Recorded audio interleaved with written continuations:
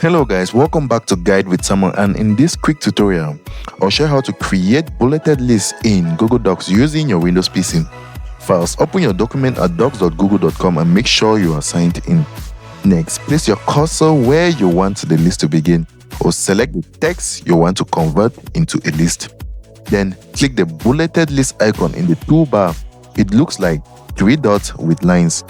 Or press Ctrl plus Shift plus 8 to start a list quickly. After that, type your first item and press Enter to add the next bullet automatically.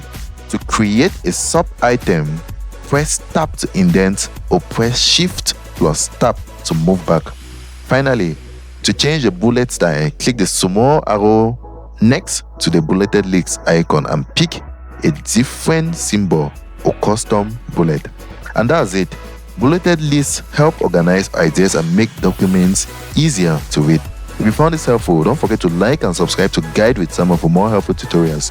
Thanks for watching.